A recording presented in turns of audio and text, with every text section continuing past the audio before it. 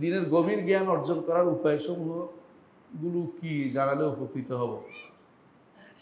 দিনের গভীর জ্ঞান অর্জন করতে হলে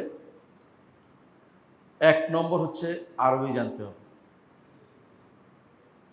আরবি না জেনে দিনের গভীর, এই জন্য ইবনে তাইমিয়া রাহমাতুল্লাহ নিকট আরবি জানা ফরজ। কারণ আরবি না জানলে কোরআন বুঝবেন না, হাদিস বুঝবেন না। আপনি যত গভীর চিন্তা করেন না কেন, গভীর যেতে পারবেন না। প্রথম আপনাকে আরবি জানতে হবে।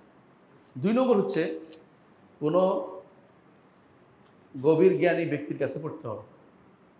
যেমন ডক্টর সাইফুল্লাহ আছে, ডক্টর মঞ্জুর ইলাহি আছে, নাম ধরে বললাম যে বোঝানোর জন্য আপনাদেরকে। যেখানে সেখানে পড়বেন না, গভীর জ্ঞানী ব্যক্তির কাছে পড়বেন। গভীর জ্ঞানী ব্যক্তির কাছে পড়বেন। তো এদের কাছে পড়বেন, দ্বীনের জ্ঞান অর্জন করার ওনার কাছে পড়তে হবে। ৩ নম্বর হচ্ছে মতন পড়বেন। মতন বোঝেন? মতনগুলি অর্থাৎ আকীদার কিছু মতন আছে, মানে মূল পাঠ। কিছু আছে ব্যাখ্যা গ্রন্থ বিশাল। ব্যাখ্যা গ্রন্থ বিশালে প্রথমে যাবেন না। প্রথমে ছোট ছোট বই পড়বেন, মুখস্থ করবেন, তারপরে এগুলির ব্যাখ্যা গ্রন্থের দিকে যাবেন। আগে ছোট ছোট প্রত্যেকটা বিষয়ে ছোট বই থেকে শুরু করবেন। এই ব্যাপারে আমার একটা আলোচনা আছে, আপনারা নেটে পাবেন। কিভাবে আলেম হওয়ার মতো একটা আলোচনা আছে, আলেম কিভাবে হবে, ওইটা শুনবেন। কি কি বই পড়তে হবে, খুব বেশি না, আলহামদুলিল্লাহ। এই বইগুলি পড়ে ফেললে ইনশাল্লাহ আপনি এলমে দ্বীনের সঠিক চর্চা থাকতে পারবেন।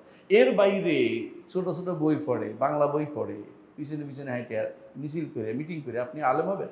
আপনি জাহেল হবেন। আপনি জাহেলকে কাজ হবে, জাহাল